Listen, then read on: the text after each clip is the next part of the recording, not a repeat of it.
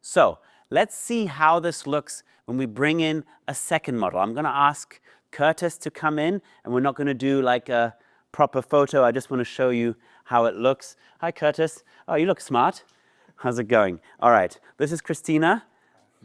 Perfect. I'm just going to have you guys, maybe Curtis, just stand like right next to her. Could you put your arm around her maybe? Like, yeah, exactly. We do a little prom photo. And it's really forgiving. I just wanted to show you, if I had a small group or a small family, this works really well. So look how they both, oh, the one, we had a misfire there. They both just look fantastic in this. I really like that a lot. Wonderful. So what if we don't, thank you, Curtis. That's all I wanted to do. I know, right? Your big moment, very short.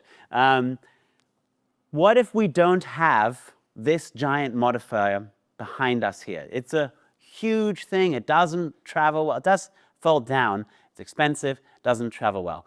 Let's bring in our ugly small modifier instead that we used at the beginning of the one light video. I'm going to put it in exactly the place of this light.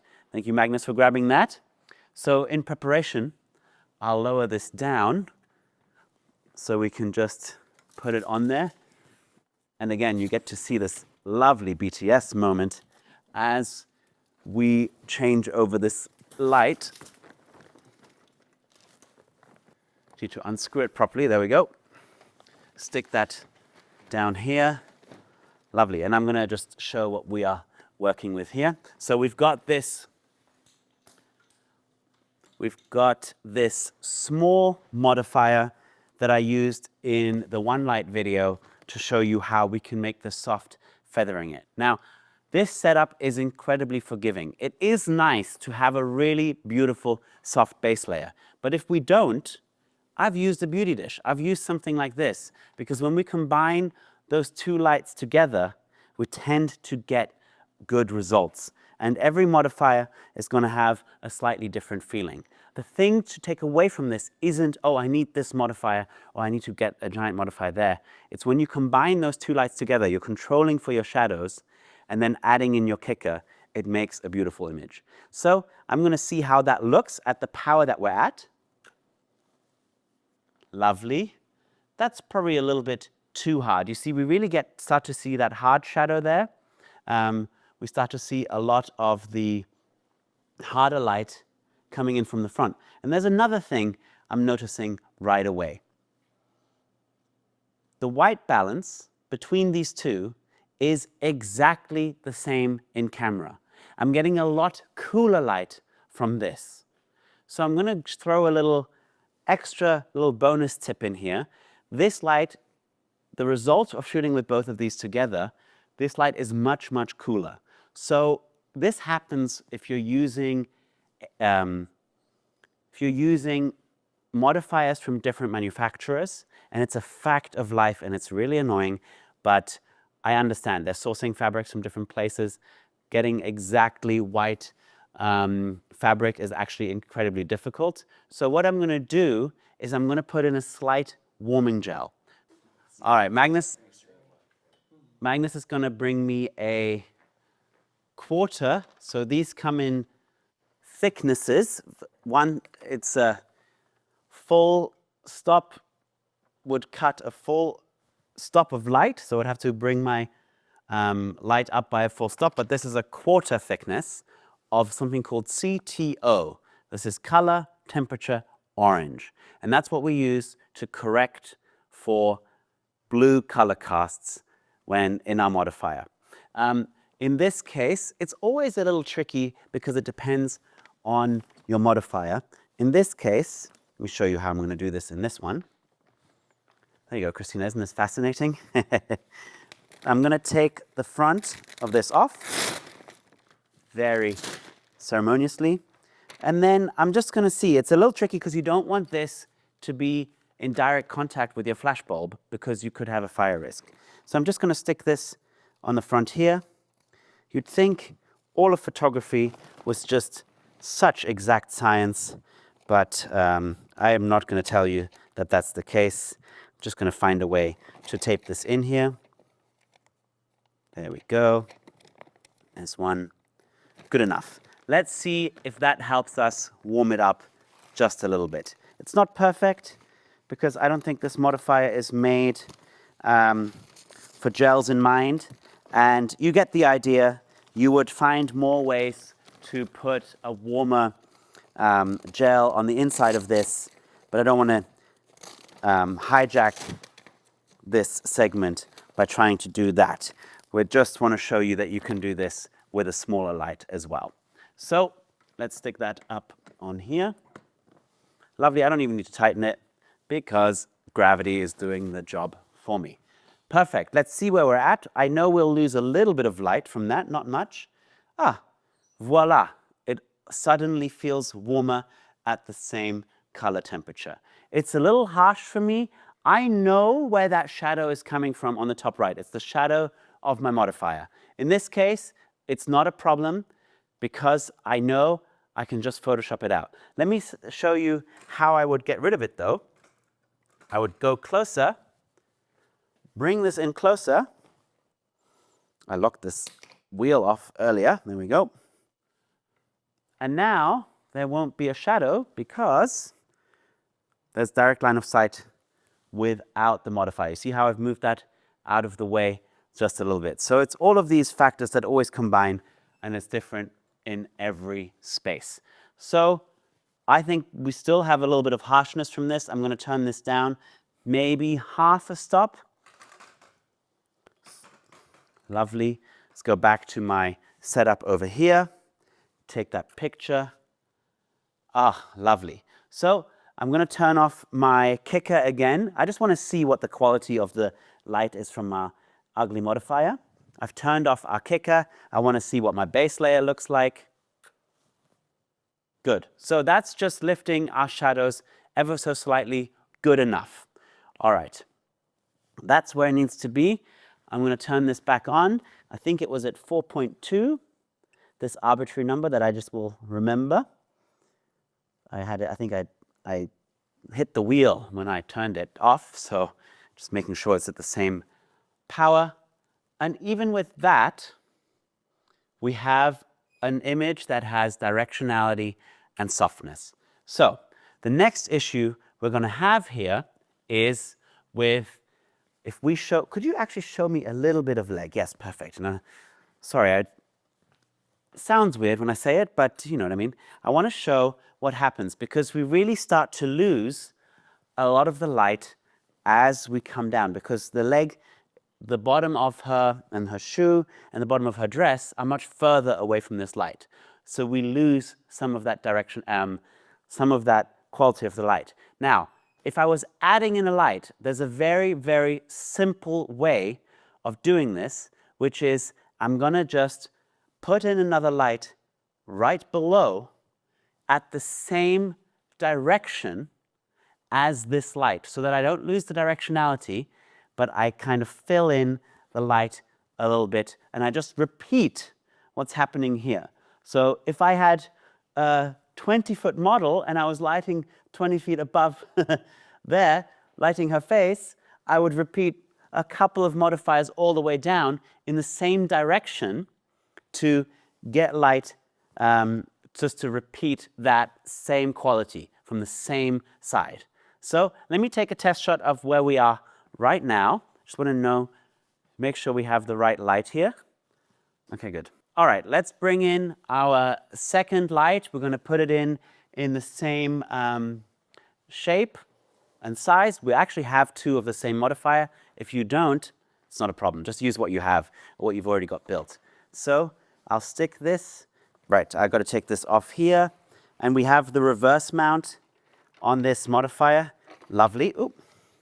Stick that in there. Would you hold that up for me? Yeah. I'm going to get that in there. Now, the reverse mount has some interesting dynamics attached to it, which is when you put larger lights in one of the smaller modifiers, you can put it on the stand, Magnus, so you don't have to hold it. When you put these larger monoblocks on one of these modifiers, would you just angle up for me? Yeah. Into these modifiers, we actually end up, it comes out quite far, and then you might not be able to put the inner baffle on successfully. I think I can stretch it here, but you'll see what happens. There we go. Still sort of works. And there's a little magic trick that Elinchrom does, which I really appreciate. I don't know what other manufacturers do. That light's at 4.2. If I put, even though this is a different model, they've equalized it across their lights so that if you get the same number on both packs, it's the same amount of power. But remember, I'm pouring those 2 glasses of water together. So there's already a little bit of light on her legs. So I'm not going to go and blast the same amount of light already because I'd be getting an overexposure. So I'm going to start maybe at 3.2. Because this is why I love the ELB 500 so much, because the heads are really small. This monoblock in here, it's quite large. And when I put in my inner baffle, it just pokes out a tiny bit. It's all right because the fan is not at the back. The fan for this light is not obstructed. You want to make sure you don't have a fire risk. And then Magnus, let's put on this front baffle. Beautiful. Wow, voila. So we're going to stick that in. I'll do it, thank you. Same sort of direction. Perfect. Right underneath this one, pointed exactly in the same way.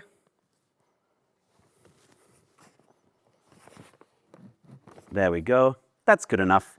It's going to fill in. It doesn't have to be exactly perfect because my base layer is doing all the heavy lifting. So that should, I'm going to feather it a bit. That should now, and it's a little bit further back, but that's okay.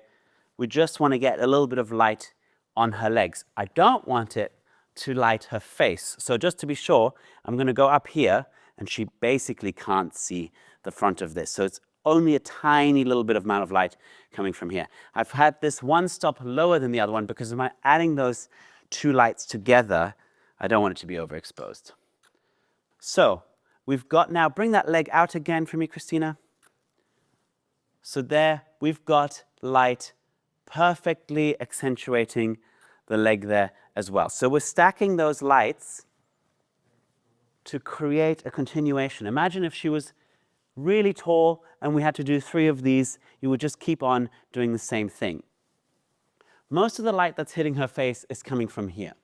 Most of the light coming out of this is being wasted on the floor over here, but catching the edges of her leg, just as this one is doing on her face. So we end up repeating that effect. So this is quite a simple and neat way of doing this. So let's actually shoot it. I kind of don't love having like the legs so perfectly lit because I like the fact that the light feels like it's dropping away as it goes down. So I'm just going to turn this light down another stop so that the effect is a little bit less. It's all about subtlety, subtlety, subtlety. Let's shoot a bit of this setup. So, Christina, now we're into the real deal here. Perfect. So, yeah, exactly. Give me that little bit of like royal, yeah. You can turn yourself towards me just a touch. Perfect. Good. Open up, maybe, yeah. Give me like a really like, oh, I don't care about this. Yeah, perfect. And turn towards me just a touch more. Yeah, beautiful. Chin up. Maybe the hands could be thoughtfully put together. Yeah, and just really accentuate those elbows out. Yeah, can I adjust the fabric? Get in position. Yeah. One sec. Let me do one more shot. I just want to see how this looks. Okay, I like what we've got here, but I'm going to come to my senses and put the proper modifier that I liked in the background back on here. Magnus is going to help me with that. I also think we could do a little change for our model. Is it all right if I adjust you? Yeah, thank you so much. I'm going to put this maybe up above. That's nice. See that? Yeah, that could work. And then we're just going to like vibe with it. Yeah, perfect. There's really not much that wouldn't work with her here because we've already got such beautiful, lovely light. let me see if we can work through some poses while we get the light set up. You always want to keep your subjects busy. Oh, you're standing on the dress. Just lift that foot. Yeah, perfect. You always want to keep your subjects busy and engaged while you're messing with the light, just so they don't get bored. Perfect. Give me a foot forward, this one. Oh, I like that too. Yeah, perfect. Good. Turn it out a little bit. Yeah, so you got that like Angelina Jolie moment. Right. And how does this make you feel? Like powerful? Yeah, okay, good. So we want to embrace that, get that feeling. You know, you can do anything here. Yeah, that's lovely, exactly. So you can just really ham it up. Perfect. Good, so we've almost got our light set up again. Perfect, and I'm gonna make sure it's turned on because we plugged it in. And I know that we were at 4.2, 5.2. Let's just try where our base layer was at, and we go from there. Lovely. So if I was shooting this solo, I would just find a way to have this right here, because I could literally be like, right, give me, yeah, like that, and then I could turn this down, and I could have more drama, and I could really embrace that shadow behind her. She's killing the pose, yes? And then I could turn this back up, and I could just get a lot of variety out of this very, very quickly. It's like such a hack setup, but it's lovely. I can just dial in how much of that base light I want in. You have to have a chin up a bit, chin up a bit. Yeah, give me that. Perfect. I really liked it around here, 5.2. The slow version of this would be walking over there every time, which is also okay. But I love having this separate power unit that I can just adjust from right here. Give me that really, yes, there, rock and roll moment. Oh, I love this. This is really cool. And I think we could have a little bit more fill light. Perfect. And there's just one other thing I wanted to show you. These are really cool. I'm going to hang this back on here. One other thing I wanted to show you, if I take the tripod, if I take the camera off the tripod, just do a close-up moment here. Chin up, chin up. Yeah, give me that attitude. Perfect. Beautiful. Look how directional and beautiful that is. If I go step towards my kicker light, look what happens. It gets really like filled in, all of the shadows. It gets really clean and even because I'm capturing the light more with the modifier. So I can do the same thing on the opposite side by going away from her a little bit, and it's going to get much more directional. Really cool. We have like a really sidey kind of light at that point. So I'm just going to take a little step each time. Just keep your nose pointed at me, Christina, but your body can stay where it is. Perfect. And I can literally dial in how filled in I want the kicker light to behave as I go through this look. So there's so much variety as I move myself around in this setup. I don't have to be all that careful about my angles. I can shoot pretty much from anywhere and get great results. There's so much variety here with just 2 lights. We're using 3 right now to fill in on the legs as well, but I don't think it's an absolute necessity, particularly for a portrait moment. You're going to be perfectly fine with this light as your kicker and a big light as your base, or even bounced into the wall behind photographer. One little note, I'm now lighting from the right, camera right, with my kicker light. If I had to choose, if I didn't have the space, I would rather have my base layer coming from that same side. Here's why. When we're outside or in the sun and we get beautiful light, it's coming from one direction. When you light someone, and I never do this, from 2 directions at once, it tends to make the face really flat and you lose the directionality. So I'd rather be, instead of right behind, if I had to choose, just adjust the angle of this a tiny bit. I will show you one other modification. If I lift this up as high as it'll go, what's going to happen is my base layer will feel more like it's coming from above. Let's see how that feels. Doesn't make much of a difference, but there are subtle changes here. So to wrap up this setup, if you cannot bounce into your space, is so versatile. You need slightly more equipment, don't worry about this guy. Just use the kicker and the base layer. Find whatever you have and try it out. There is no absolutely set rule for this one has to be a certain size or that one has to be a certain size.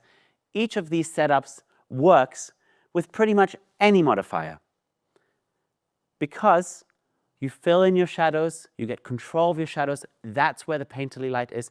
I really recommend getting a beautiful textured backdrop. This also works on other backdrops, but the textured backdrop hides many sins. One thing I'll also say, if you have trouble with this setup, there's two things that people tend to trip up on. It's the distance of this light to your subject. If you generally will want to be a little closer than you think, or is your instinct, with your kicker light, unless you have a bigger light when you can then afford to bring it back a little bit. You never want to light her from your subject from below, male or female. No one wants more light under the chin. So I try to stay at chin height or at eye height, depending on how deep someone's eye caves are. Mine are slightly deeper than most models, so I don't like to be lit too much from above, for example, so I would have the light coming in more chin height. You adjust it based on what catch lights can you see in the eyes. The second mistake people make is if you end up with the base light coming too much from the opposite side of your kicker light. If you have really trouble with this, I recommend going back to the one light video and making sure you really understand the positioning and the feathering. This is a setup that will work differently in every space you have, but you do not need a V-flat to bounce light back. That's the kind of magic of this. It's a surefire, successful setup that I want you to try. But before you dive into this, please, please, please get really solid on your one light setup before you add your base layer. In fact, if you were to take your one light setup, nail that, get your environment as the modifier, wraparound light really dialed down, then this will come very, very naturally to you.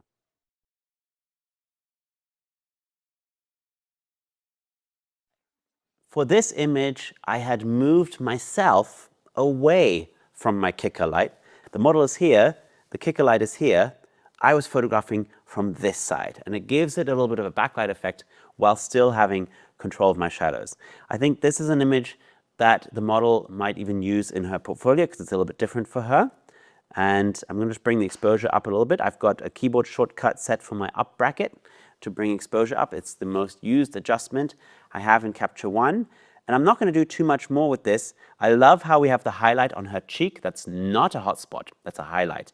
And you can tell because it's not blown out and it's flattering to the shape of her face. That's just showing the shape of her face. With the red, I might bring the red back a little bit, but I'm going to be very careful about my skin tones. I'm going to test first. If I do a really harsh adjustment, I can see if it's affecting her skin tones, and I don't think it actually is. So I'm safe to play around with what's happening on the red fabric there. Again, I love that warm red. I can bring in a little bit of saturation, subtle adjustment. I'll show you the before and after. Just brings it into that really intense place.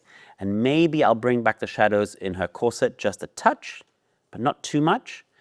And voila, signature light, directional and soft, and you can control every part of it really, really nicely. I moved myself across to the other side of the model so it kind of feels more like a backlit setup. Look at also the texture in the hair. I have the definition in those shadows. They're not going clipped. This signature light setup looks so beautiful always.